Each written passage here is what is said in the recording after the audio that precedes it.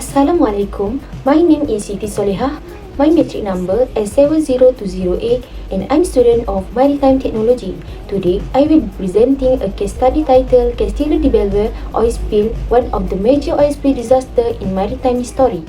For introduction, on 6 August 1983, the Spanish oil tanker Castillo de Bellver was sailing about 70 nautical miles northwest of Cape Town, South Africa. The ship was carrying more than 250,000 tons of light crude oil. A sudden fire occurred, forcing the crew to abandon the ship.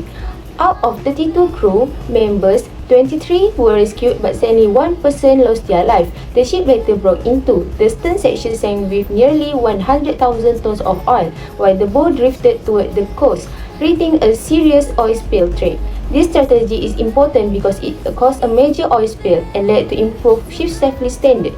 The main cause of the Castillo de Bellver disaster was a fire that broke out in the center of the ship while it was transporting crude oil.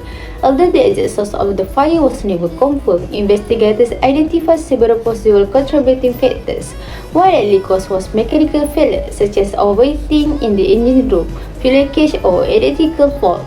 On the oil tanker, even a small sparks can ignite flammable vapors, especially in enclosed spaces.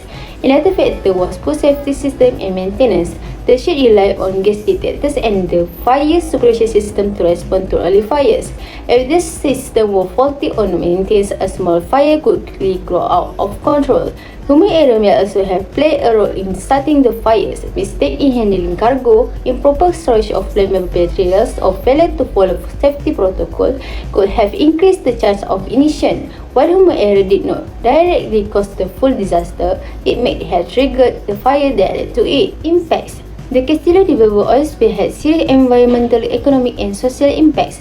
Environmentally, the spill resulted in moderate marine pollution. Although the weather was calm and around 170,000 tons of oil were pushed offshore by the wind, the surrounding marine area was still affected. Around 1,500 caps garnered oil while preparing to breed on a nearby island, which had a major effect on the local seabird population. Oil droplets fell from the sky in what was described as black rain, landing on nearby farmland during the first 24 hours. Thankfully, no long-term damage was recorded. The spill occurred in a sensitive marine nursery area, but tests on water, sediment, and plankton showed no abnormal hydrocarbon level, indicating minimal and temporary ecosystem disruption.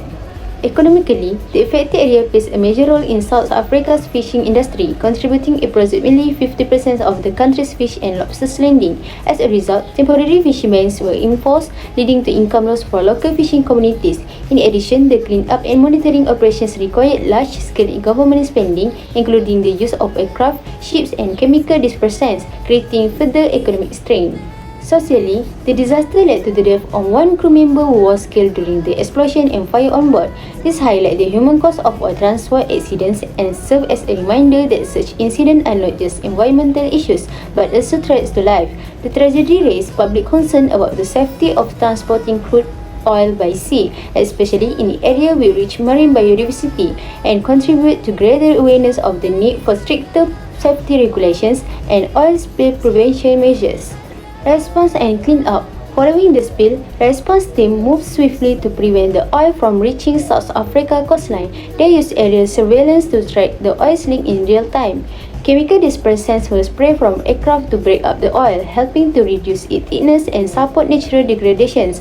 Calm sea conditions and favorable winds kept most of the oil offshore. Overall, the cleanup was effective in reducing environmental damage. Lessons learned. The disaster led to key lessons and long-term change in global maritime policy. It directly supported the strengthening of the MARPOL 73-78 Convention, particularly Annex 1, which focuses on preventing oil pollution. After the incident, stricter design regulations were introduced for all tankers, including the adoption of double hull construction to provide an extra barrier against oil leaks during collision or groundings. Ships also had to install improved onboard safety systems such as oil discharge monitors in the gas system to reduce fire risk and emergency shut-off valve. Ship operators were required to implement shipboard oil pollution emergency plans (SOPEs), which are detailed action plans to guide crews in responding quickly and effectively to oil spills and to participate in regular spill response drills.